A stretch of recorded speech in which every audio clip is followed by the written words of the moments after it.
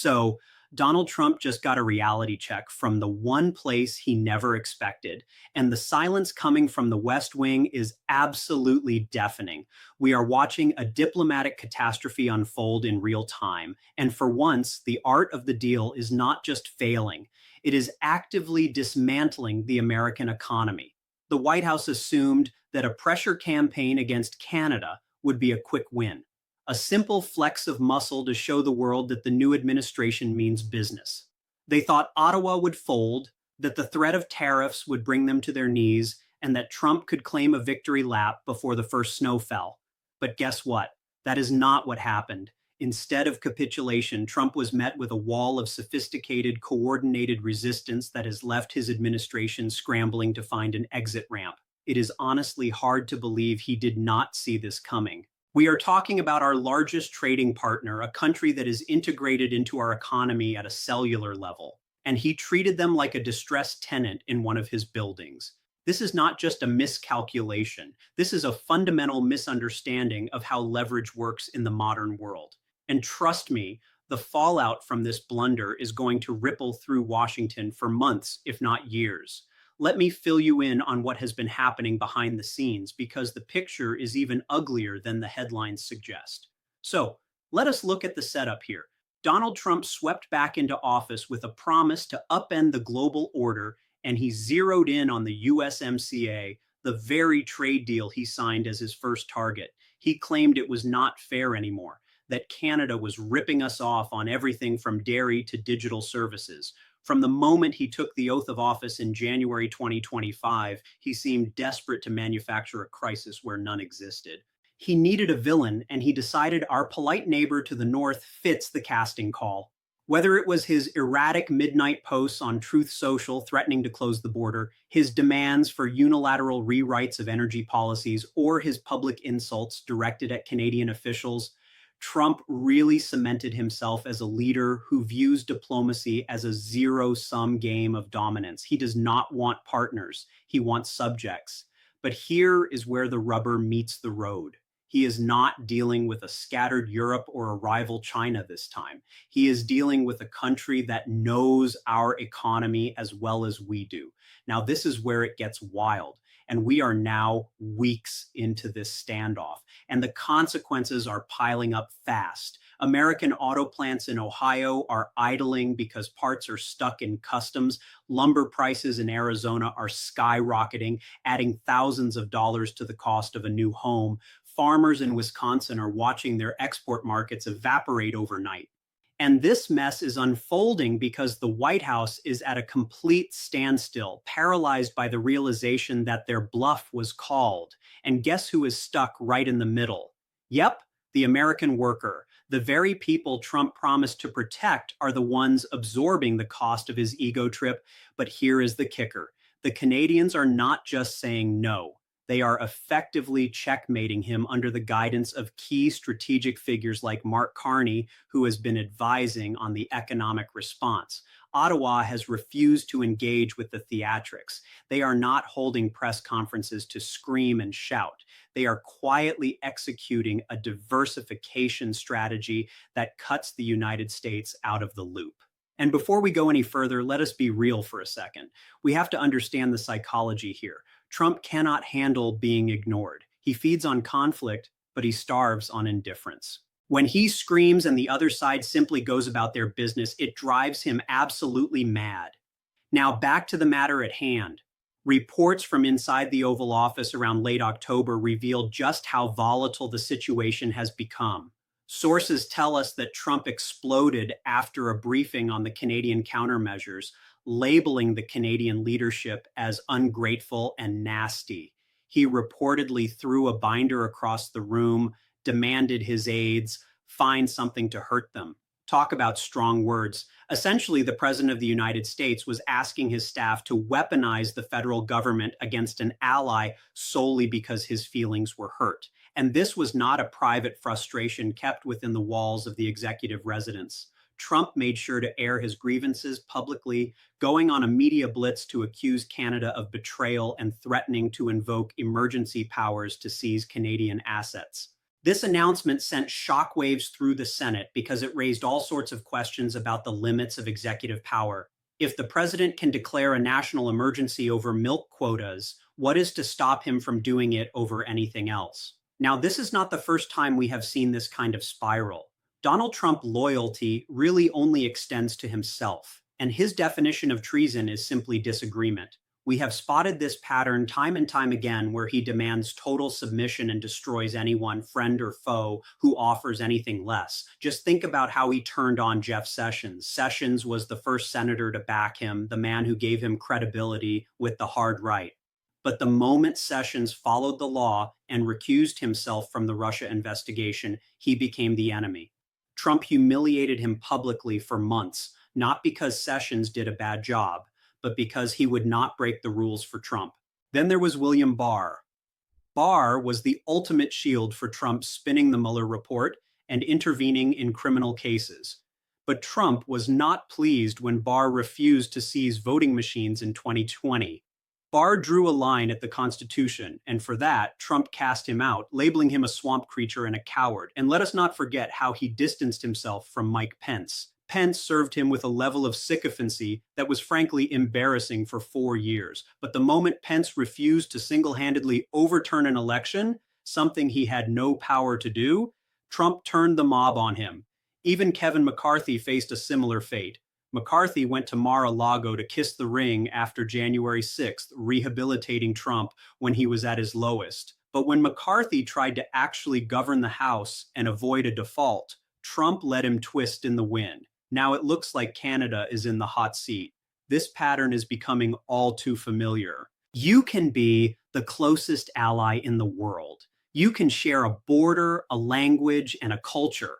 But the moment you say no to Donald Trump, you are treated like a hostile combatant. So what did Canada do to tick off Donald Trump so badly? Well, it all boils down to their refusal to break the law. The impasse happened because Trump demanded that Canada violate the terms of the USMCA to grant the United States special exemptions. That did not exist in the treaty. Ultimately, the breakdown happened because the Canadians insisted that a contract is a contract. Mark Carney and a Canadian negotiating team decided to take a rules-based stance. They pointed to the dispute resolution mechanisms in the agreement mechanisms Trump signed into law and refused to bypass them. Their approach seemed to be just what you would expect from a G7 nation: professional, legalistic, and calm. At first, Trump seemed to think this was just a negotiating tactic. He appreciates toughness and assumed they were just haggling for a better price. But here is where things started to go wrong.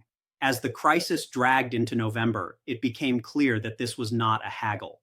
It was a rejection of his premise. The consequences started piling up. The price of Canadian oil imports began to tick up as markets priced in the risk. United States dairy farmers, who were supposed to be the beneficiaries of this fight, found their shipments blocked at the border for inspections. While the Canadians were steadfast in holding their ground, predictably, the American public began to shift their blame toward the chaos in Washington. Polls indicated that Americans were increasingly frustrated with the sudden spike in inflation and the uncertainty hanging over the economy. This was the moment Trump began to sweat a little. You see, Trump values the stock market above almost anything else. He treats the Dow Jones like his personal approval rating. He does not want to be tied to a market crash that is clearly his own fault. That is definitely not the victory he seeks. And then the Canadians went ahead and made a move that, according to Trump, was the ultimate insult. They started signing emergency supply agreements with the European Union and Pacific nations, effectively proving that they could survive without us. But then when Trump caught wind of all this, he absolutely lost it in Trump eyes. An ally having other options is a personal betrayal. Diversification, that is pure treason. Any partner who dares to secure their own economic future is instantly labeled an enemy of America first. Now, this left the administration in a tight spot on one side.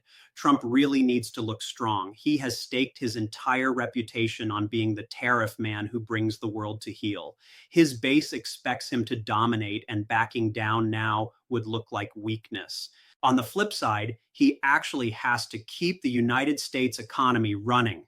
That means figuring out how to stop the bleeding in the manufacturing sector and preventing a recession before the midterms. The tricky part is that fixing the economy requires de-escalating the fight. But de-escalating requires admitting he was wrong. So the White House is caught in a bind. If they keep trying to crush Canada, they risk a full-blown economic depression in the border states, which paints the administration as incompetent and reckless. Or they can back down and respect the treaty, which means admitting that the art of the deal was a failure. And that will definitely make Trump feel humiliated. It is a tough situation. And that is the mess Trump creates for everyone around him. He demands impossible outcomes and then blames his subordinates when reality intervenes. This whole scenario is causing major stress within the Republican Party. If Trump has turned on Canada and is willing to crash the economy to soothe his ego, every GOP senator is left wondering if their state is next. Those moderates who are trying to balance the needs of their constituents with their loyalty to the MAGA movement are now worried sick. Things became even more intense when Senator Mitt Romney, in one of his final acts of defiance, broke away from the party line. He had been pushing for a diplomatic solution and criticized Trump for throwing our economy off a cliff for the sake of a temper tantrum when someone like Romney, who understands business better than Trump ever could, starts calling this economic suicide. You are in a world of hurt. Now let us look at the legal challenge, because this is not just a political squabble anymore. The United States Chamber of Commerce decided to take legal action on November 12th. They filed a lawsuit in federal court stating that Trump's attempt to use the International Emergency Economic Powers Act, IEEPA, to impose these tariffs was a massive legal violation. They pointed out that the IEEPA is meant for unusual and extraordinary threats like terrorism or war, not for trade disputes with a friendly neighbor. And the legal process moved pretty quickly, and the judge recognized the urgency. After all, every day the tariffs stay in place means millions of dollars in lost revenue. The system was designed to prevent one man from wrecking the economy on a whim. But Trump has always been uncomfortable with those limitations. He craves total control. If the violation is allowed, that is a significant boost to excessive power. And it opens the door for future leaders to misuse that power. So the implications of this case reach far beyond just trade. It is about shaping the structure of our government many years to come. Each time Trump brushes aside norms, breaks laws, or attacks our allies, it weakens our democratic systems. It starts making behavior that used to be completely unacceptable feel normal. Think about it. If Trump can treat Canada like an enemy combatant, what is to stop the next leader from doing the same to the United Kingdom or Japan? If he can just abuse emergency powers whenever he wants, what is to prevent another leader from following that lead? These actions do not just disappear when Trump leaves office, they become part of our new reality, and that is pretty dangerous. Democracy relies on those norms and institutions, assuming that people in power will play by the rules, even when it is a bit inconvenient. When those norms crumble, democracy itself starts to falter. Looking ahead to the next election cycle, it is clear that all of this is going to have some significant effects. We are still a year out from the midterms, but the narrative being set now is bound to influence how things go. If the story playing out is one of Trump battling every institution, destroying our alliances, and crashing the economy, that spells trouble for the GOP. Voters usually do not reward chaos and dysfunction. They want stability and competence. Right now, Trump is not offering either of those, and so expect the opposition to champion a message focused on sanity. After years of chaos under Trump, there are folks who believe that if you vote for a check on his power, Washington will actually start working again.